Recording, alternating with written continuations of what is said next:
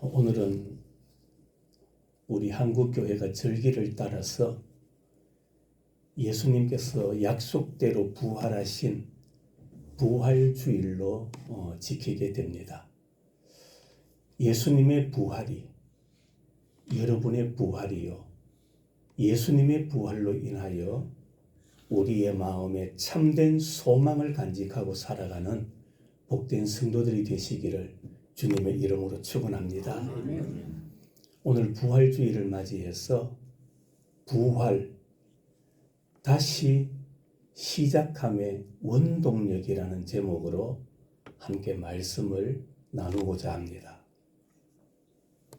부활은 인류의 최고의 기쁜 소식입니다.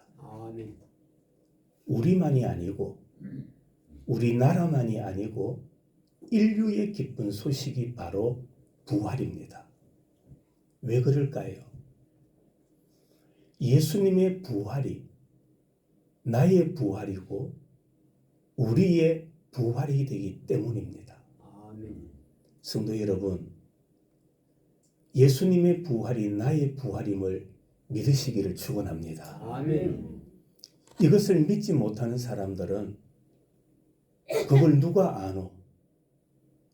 네 살아나 봤나? 그게 어떻게 내 부활이 되노? 그렇게 불신하는 사람들도 있습니다. 예수님의 부활이 나의 부활이라는 것은 믿음으로 받아들이는 겁니다. 왜냐하면 우리 예수님께서 약속하신 말씀이기 때문입니다. 부활은 절대 절망을 절대 희망으로 바꾼 사건입니다. 오늘 본문에 보면 예수님께서 부활하신 후에 부활의 첫 목격자가 있었어요. 그들이 누굽니까? 막달라 마리아와 여인들이었습니다. 예수님께서 부활하신 후에 첫 번째로 만났던 마리아와 여인들에게 당부하신 메시지가 오늘 본문에 나옵니다. 이 예수님의 첫 번째 메시지가 단순히 마리아나 그 여인들에게만 주신 말씀이 아니라 오늘 이 시대를 살아가는 나에게 주시는 말씀으로 받으시기를 바랍니다. 그러면 예수님께서 주신 말씀이 뭐냐? 오늘 몇 가지가 나온다 했습니까? 3가지가 나온다 했죠? 그 첫 번째 메시지가 평안하라는 말씀입니다.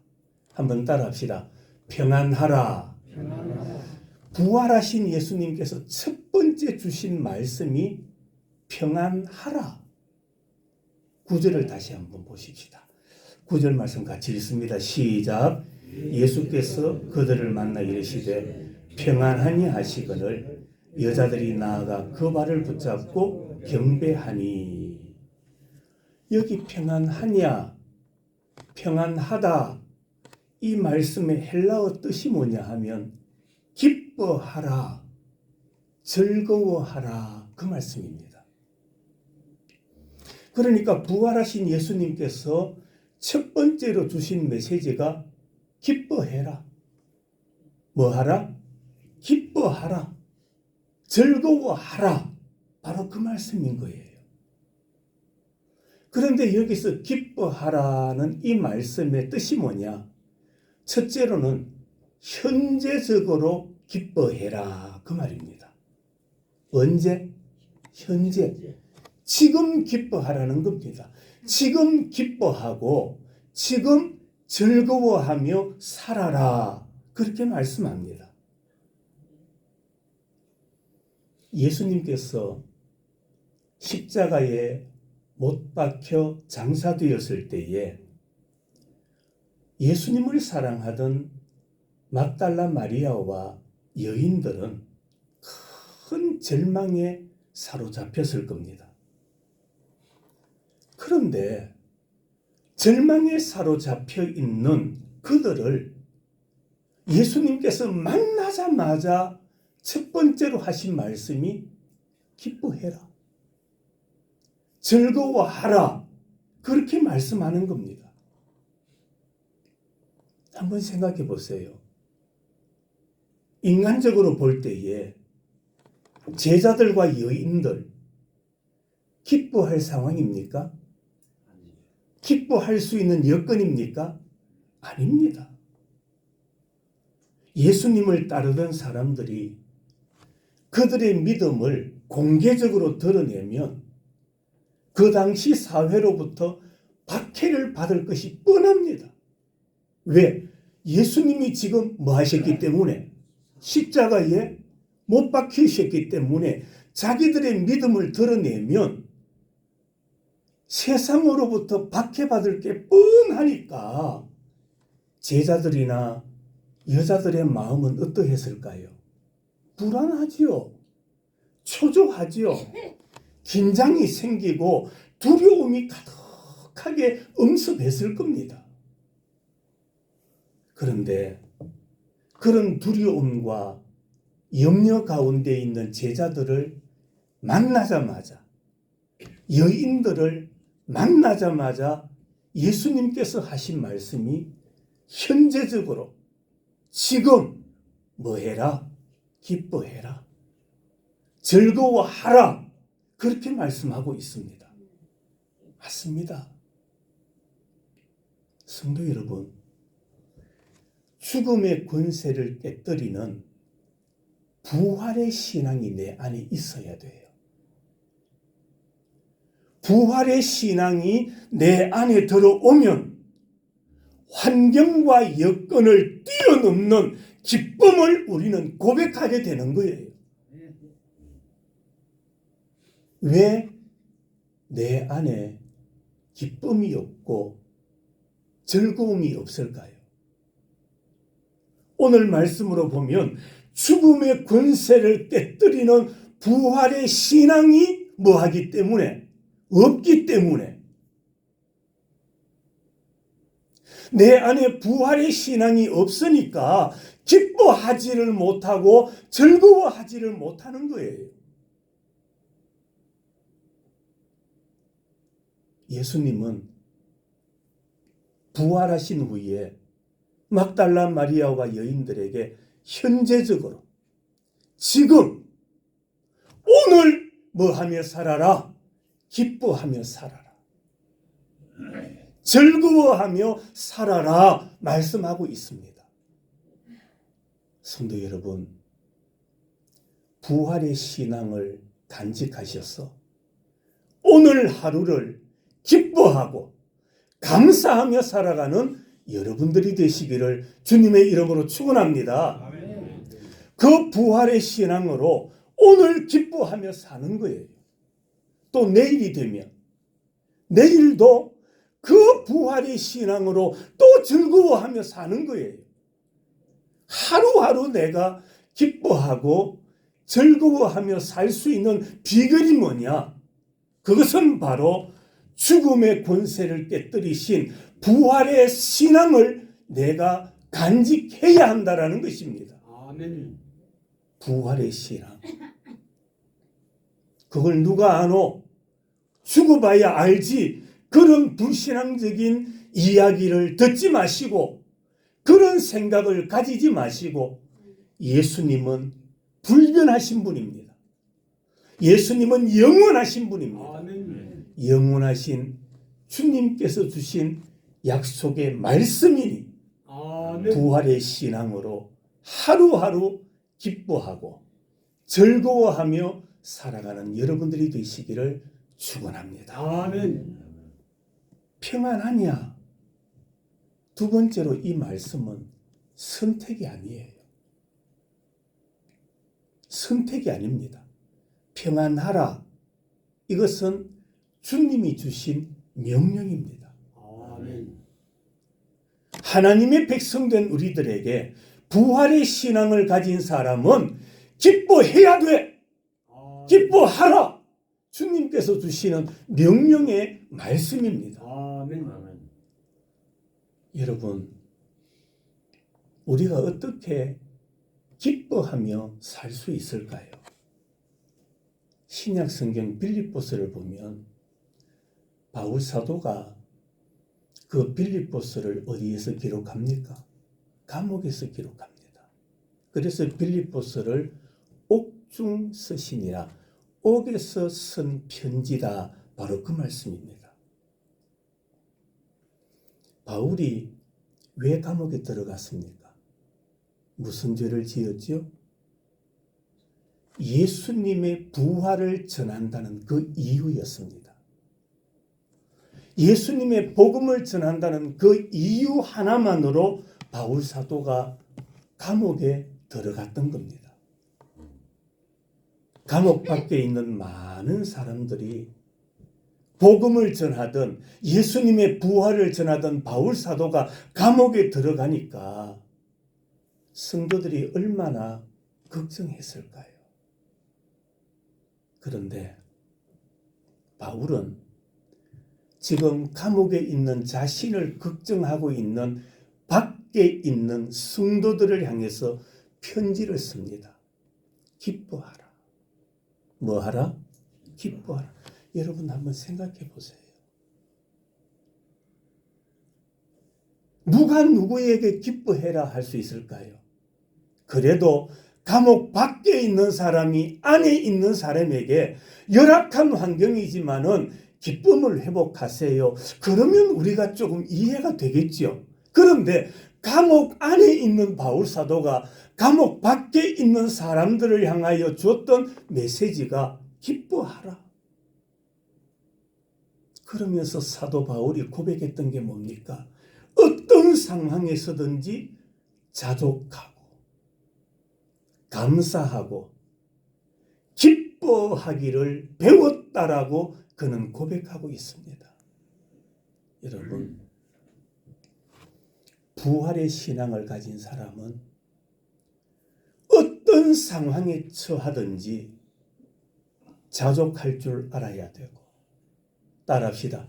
자족하고 감사하고 기뻐해야 합니다. 이게 바울 사도가 감옥 안에서 성도들에게 전하는 메시지입니다. 자족해라. 감사하라. 기뻐하라. 즐거워하라.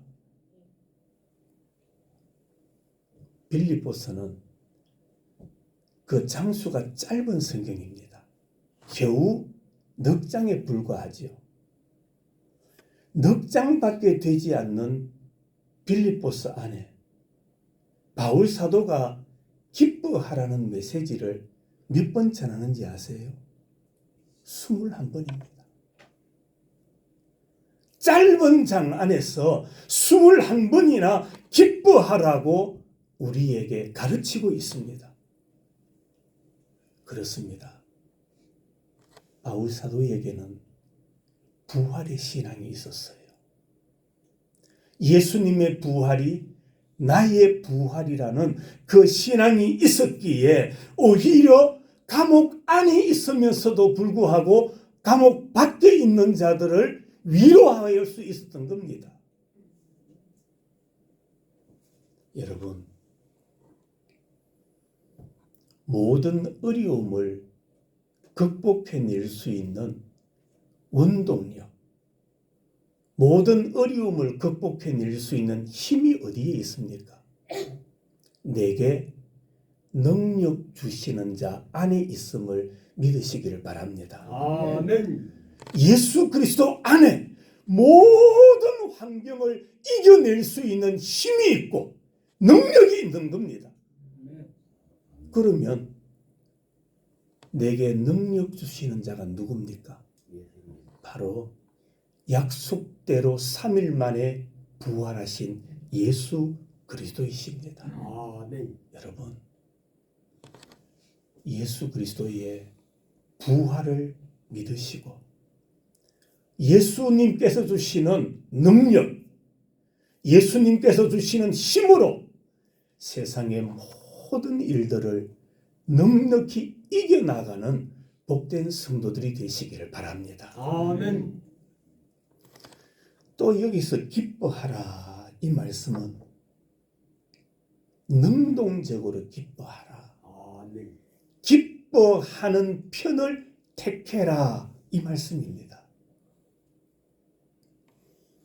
기뻐하고 즐거워하는 것 타인에 의해서 억지로 하는 게 아니에요.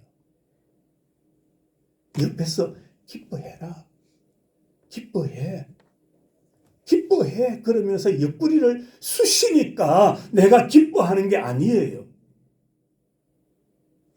기뻐하는 편을 선택해라. 아멘. 성도 여러분, 우리 앞길에는 괴로움의 길도 있고 기쁨의 길이 있습니다. 죽음의 길도 있고 생명의 길도 있습니다. 좁은 길도 있고 넓은 길도 있습니다. 땅의 길도 있고 하늘의 길이 있습니다. 우리는 그 둘 중에 하나를 뭐 해야 됩니까? 선택해야 돼요.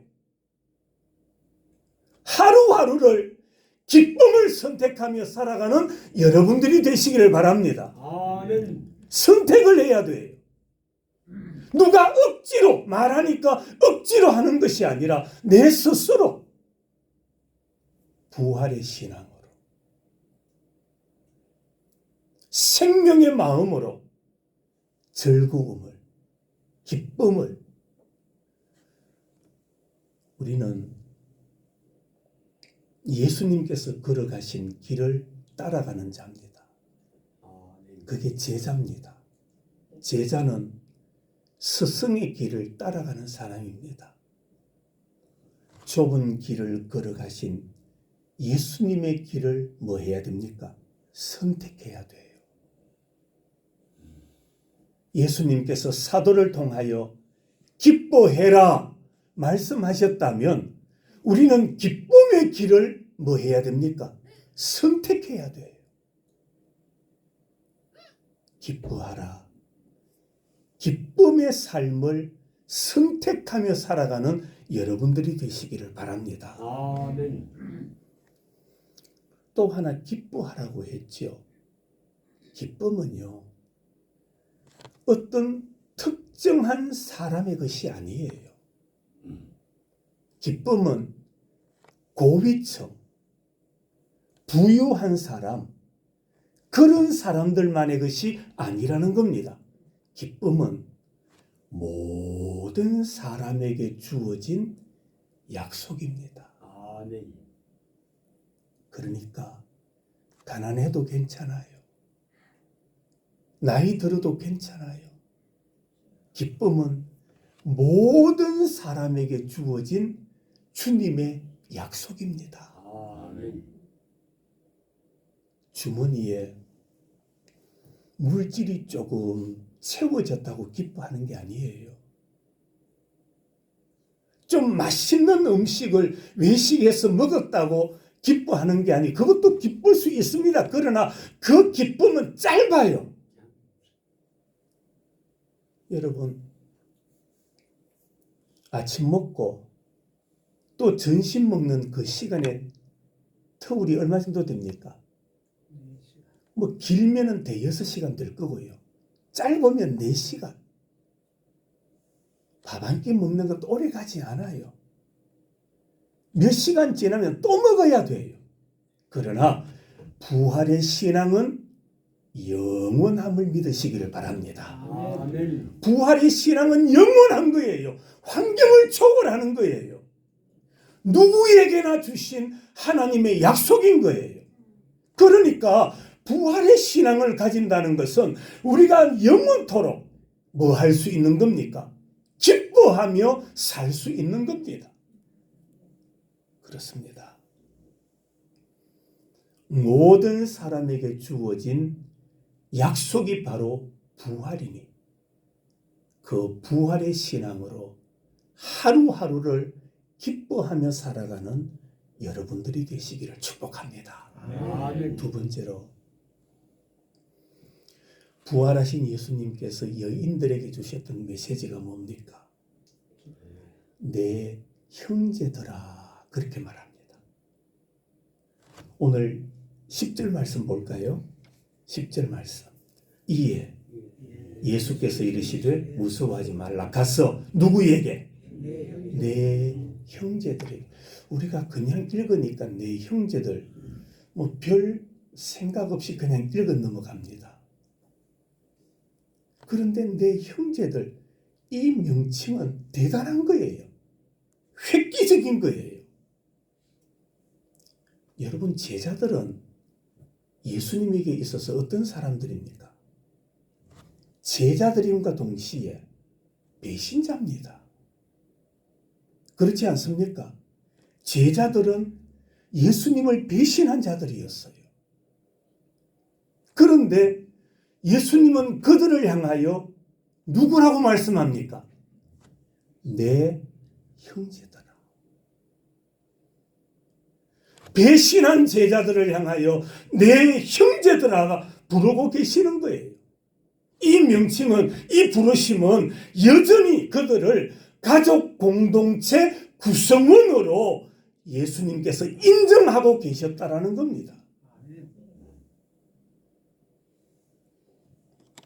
사실 예수님의 제자들은 형제는커녕 예수님의 제자가 될 자격도 없는 잘못을 저질렀던 사람들이에요.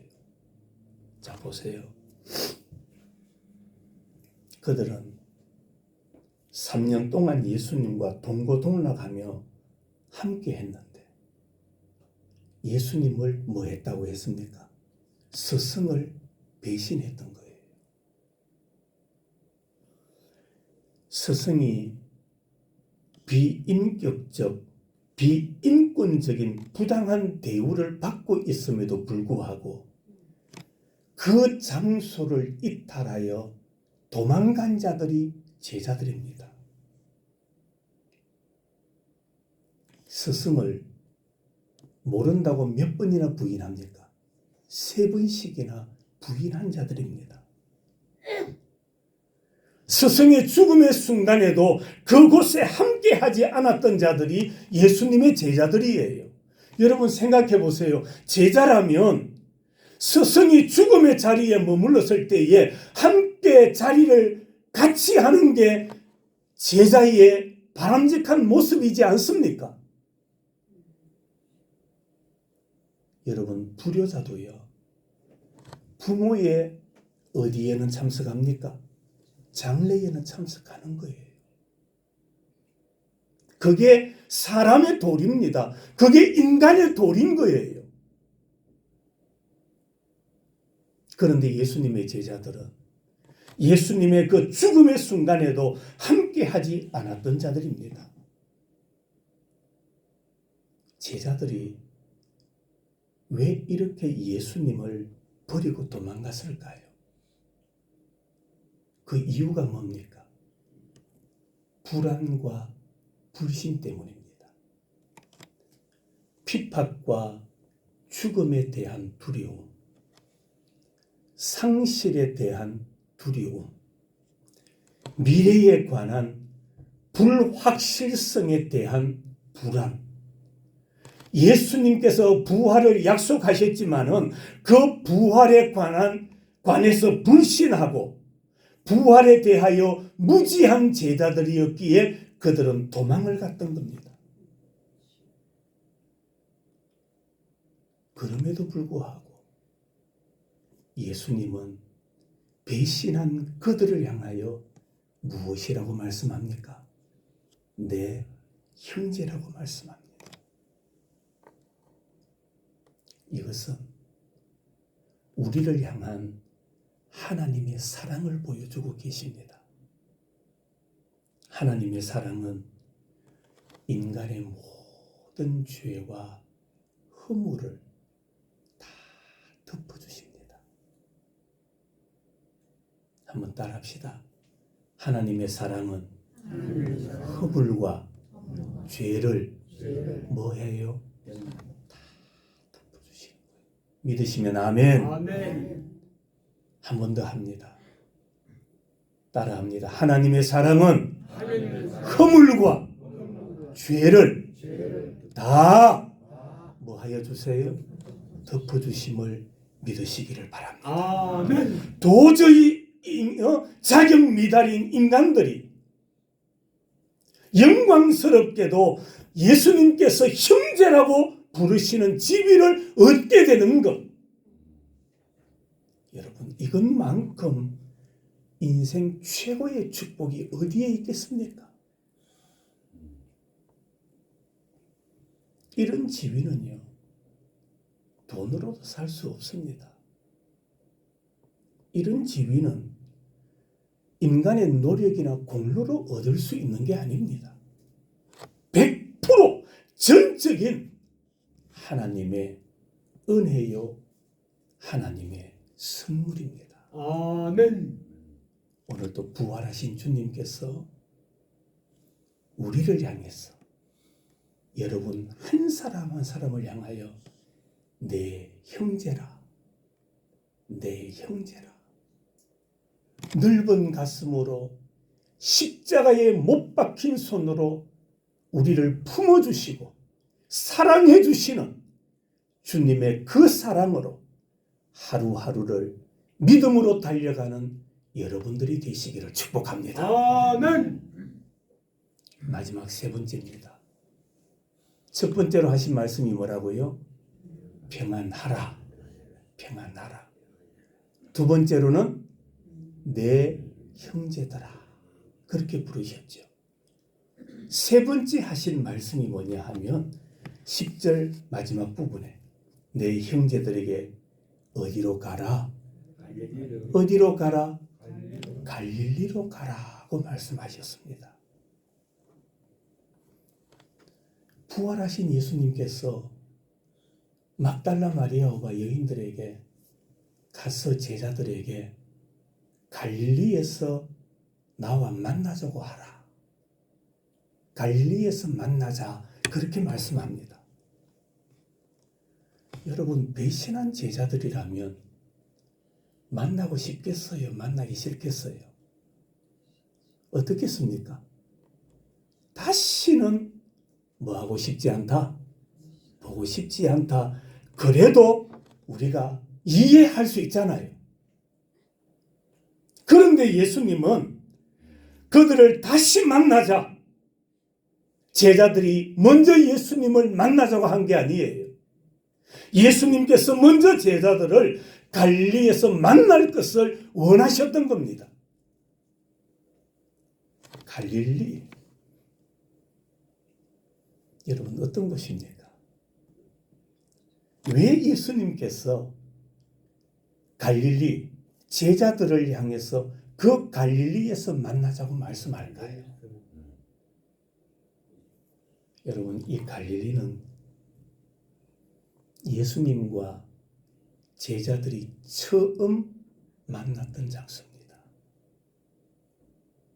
예수님과 제자들이 첫 만남의 장소. 여러분, 첫 만남의 장소가 소중해요? 소중하지 않아요? 소중하지요. 여성들이 그런 이야기를 하죠. 보소, 당신하고 내하고 처음 만났던 장소가 어딘지 알아요? 그런데 이 장모님 기억해요? 잊어버려요. 그러면 아내들이 뭐라고 합니까? 그걸 어떻게 잊어요? 처음 만났던 장소를 그걸 어떻게 잊어요? 우리 만나서 처음 밥 먹었던 장소 기억해요? 남자들은 불안해요. 그걸 어떻게 다 기억해요? 그런데 여성들은 그걸 왜 잊어버려? 그러는 거예요. 예수님과 제자들이 처음 만남의 장소를 가졌던 그 갈릴리는 그냥 지나칠 수 없는 장소입니다. 갈릴리, 물고기를 잡고 있던 제자들을 불러 너희들은 이제부터 고기 잡는 어부가 아니라 뭐하는? 사람을 낚는 어부가 되게 하리라. 사명을 주신 장소가 갈릴리입니다. 그뿐만 아닙니다. 많은 시간을 예수님과 함께 하면서 희망과 꿈을, 하나님의 비전을 나누었던 장소가 갈릴리입니다. 예수님은 그 갈릴리에서 다시 시작하기 위하여 제자들을 그곳으로 오게 하라. 그곳에서 다시 만나자라고 말씀하고 계시는 겁니다. 이건 뭘 의미합니까? 예수님은 제자들을 포기하지 않으셨습니다. 아멘. 제자들은 예수님을 떠났지만은, 예수님을 배반했지만은, 예수님은 그 제자들을 포기할 수 없었던 거예요. 예수님은 허물과 실수에 주목하지 않으십니다. 하나님께서 보시는 것은 부르심입니다. 하나님은 제자들을 부르신 목적에 주목하고 계셨고요. 오늘 하나님은 우리를 향하여 우리를 부르신 그 목적을 깨달으라. 이 부활절 아침에 나를 살려주신 부활의 은혜의 목적을 깨닫고 살아라. 그렇게 말씀하고 계시는 거예요. 예수님은 심고 가꾸신 것에 반드시 뭘 맺게 하실까요? 열매를 맺게 하시는 분입니다. 사람들은 실패와 좌절의 시간을 이기지를 못하지요. 실패의 시간을 견뎌내지를 못합니다. 그러나 인간의 실패와 좌절의 시간도 하나님은 투자의 시간인 거예요. 한번 따라합시다. 실패와 좌절의 시간은 하나님의 투자의 시간이다. 그 실패와 좌절을 통하여 다시 일으키시고 다시 새롭게 하시고 다시금 예수 그리스도를 바라보고 의지하게 만드시는 시간, 그 시간이 바로 좌절의 시간이요 실패의 시간이라는 것을 우리들은 잊지 말아야 됩니다. 우리는 언제 어디서든 예수 안에서 다시 시작할 수 있습니다. 아멘.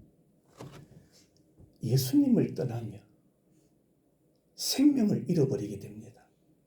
요한복음 15장에 보면 가지가 어디에 붙어 있을 때, 나무에 붙어 있을 때는 무엇을 많이 맺지만, 열매를 많이 맺지만, 가지가 나무에서 잘려질 때는 버려지는 거예요. 땔감이 되고 마는 거예요. 우리 인간이 그런 존재입니다. 우리가 예수께 붙어 있으면 생명이 있습니다. 예수님께 붙어 있으면 열매를 맺습니다.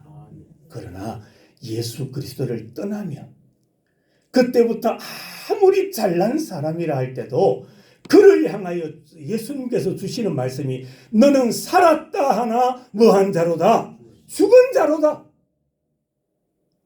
맞습니다. 우리가 언제 소생합니까? 언제 다시 일어날 수 있습니까? 예수 안에 있을 때. 예수 안에 있을 때. 예수님의 죽음이 제자들에게는 절망으로 다가왔지만 예수님의 부활은 절대 절망을 절대 희망으로 바꾸는 원동력이 되었던 겁니다.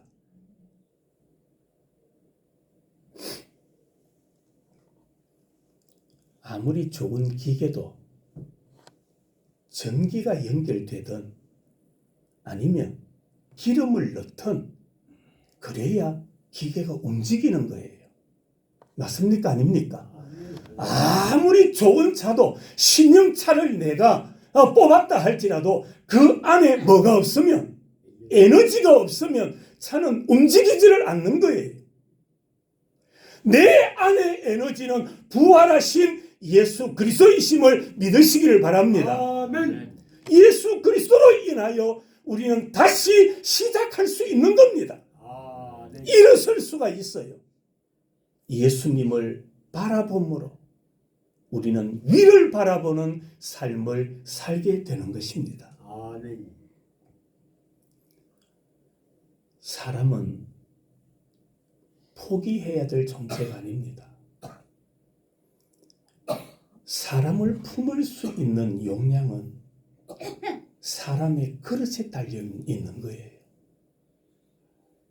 그 사람의 마음의 그릇이 어느 정도인가에 따라 사람을 품어줄 수가 있는 겁니다.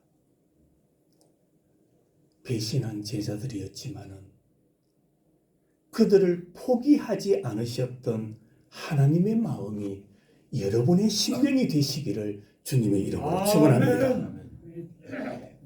부활의 능력이 내 안에 임하면 어떤 상황도 이길 수 있고 견딜 수 있습니다. 아멘. 성도 여러분, 내가 함께 할 테니 평안과 기쁨을 누리고 감사를 선택하라는 이 주님의 음성이 오늘도 여러분의 심령에 들려지기를 간절히 소망합니다. 아멘. 우리를 포기하지 않으시는 예수님,